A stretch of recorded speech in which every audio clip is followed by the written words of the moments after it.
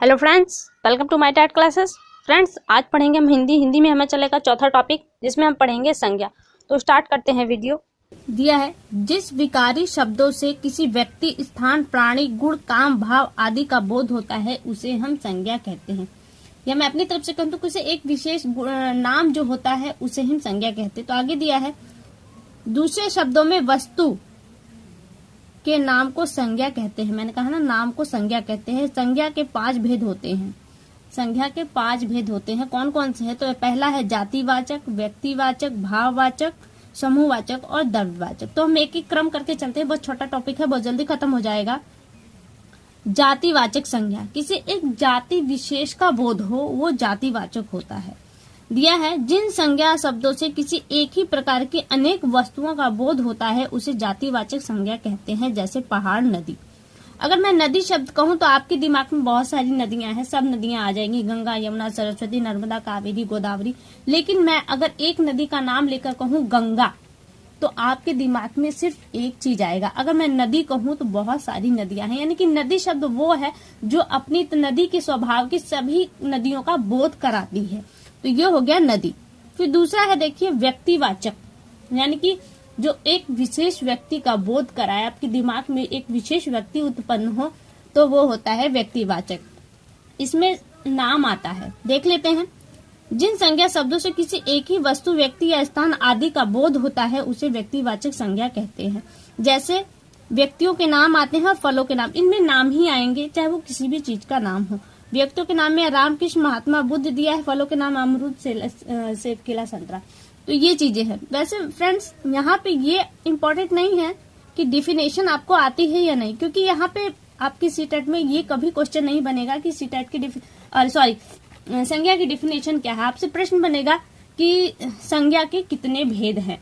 फिर यह 4 ऑप्शन देके आपको संज्ञा के जो भेद हैं इनके 4 ऑप्शन देगा, और कोई एक्स्ट्रा बाहरी देकर ये पूछेगा इसमें कौन सा भेद नहीं है, या ये पूछ सकता है कौन सा भेद है।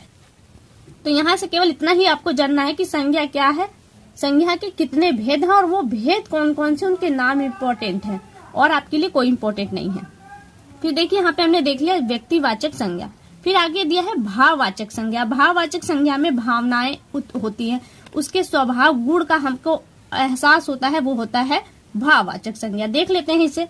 भाववाचक संज्ञा, जिस संज्ञा शब्दों से किसी वस्तु के गुण, दोष, दशा या व्यापार का बोध होता है उसे भाववाचक संज्ञा कहते हैं। जैसे गुण के आधार पर देखिए दिया है, सुंदरता, कुशाग्रता, बुद्धिमान, चालाक, ये आते हैं इसके गण।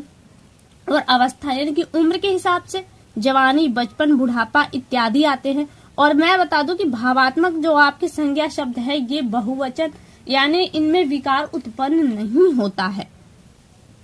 जब अगर हमने ऊपर देखा तो इसमें विकारी शब्द दिया है, बट भावात्मक वो संज्ञा है जिनका बहुवचन के हिसाब से इस पे कोई प्रभाव नहीं पड़ता। फिर तीसरे पॉइंट पे दिया है, दशा के अर्थ में उन्नति, अवनति, चढ़ाई, ढलान आदि आता है। भाव के अर्थ में मित्रता, शत्रुता, कृपणता, क्रोध वगैरह इसके अंतर्गत आते हैं। फिर आगे हमारा समूहवाचक संज्ञा। समूह में बताया जा रहा है कि एक समूह, एक ग्रुप का एहसास होता है, आपके दिमाग में ग्रुप आएगा। क्या है देखिए उसमें, यहाँ दिया है, जिस संज्ञा शब्दों से एक ही जाति की वस्तुओं के समूह का बोध हो उसे समूहवाचक संज्ञा कहते हैं। व्यक्तियों के समूह, जैसे कक्षा। अगर कक्षा हम कहते हैं, बच्चे कहूँ तो सभी बच्चे आ जाएंगे, लेकिन मैं अगर कक्षा कहूँ तो आप जानते हैं कक्षा में कुछ विशेष बच्चे होते, और हर कक्षा अलग अलग होती है। एक कक्षा का बात कहा जा रहा है तो कुछ विशेष बच्चे हैं, जैसे क्लास 1 कहा जाए तो क्लास 1 में कुछ ही बच्चे होंगे, क्लास 2 के बच्चे उसमें नहीं आएंगे। तो कक्षा है तो एक कक्षा विशेष का एक ग्रुप का एहसास कराता है। सेना, समूह, संघ, टुकड़ी, गिरोह और दल इत्यादि ये एक विशेष समूह का बोध कराते हैं। इतने वस्तुओं में क्या है, कुंज, ढेर, गट्ठर, गुच्छा इत्यादि, ये तो व्यक्तियों में दिखाया गया और ये वस्तुओं में आपको दिखाया गया है। देखिए यहाँ है द्रव्यवाचक संज्ञा। द्रव्य, किसी वस्तु के लिए, पदार्थ के लिए यूज हो रहा है ये वर्ड।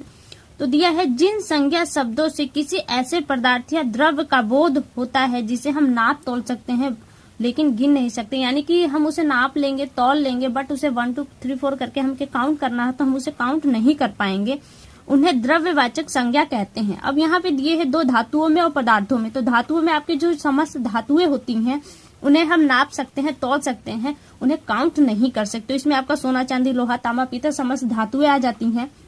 और पदार्थ में आपका लिक्विड वाला चीज सभी आ जाते हैं, दूध, दही, घी, तेल आदि। ये ऐसी चीजें हैं जिन्हें हम नाप तो सकते हैं, तौल सकते हैं, बट काउंट नहीं कर सकते। दूध को हम काउंट नहीं कर सकते, दही, घी, तेल, इन चीजों को हम काउंट नहीं कर सकते। तो यानी कि द्रव्यवाचक संज्ञा वो चीजें हैं जिसे हम नाप तौल सकते हैं बट काउंट नहीं कर सकते। तो फ्रेंड्स यहाँ ये टॉपिक तो इतना ही था, लेकिन मैं बता दूं कि इसमें अगर इम्पोर्टेंट है तो वो ये बात इम्पोर्टेंट है कि संज्ञा के कितने भेद हैं। तो 5 भेद हैं। और संज्ञा के वो 5 भेद कौन कौन से हैं? जातिवाचक, व्यक्तिवाचक, भाववाचक, समूहवाचक और द्रव्यवाचक। तो आज की वीडियो इसी के साथ समाप्त होती है। अगली वीडियो में आपसे बहुत जल्द मुलाकात होगी। तब तक के लिए नमस्कार।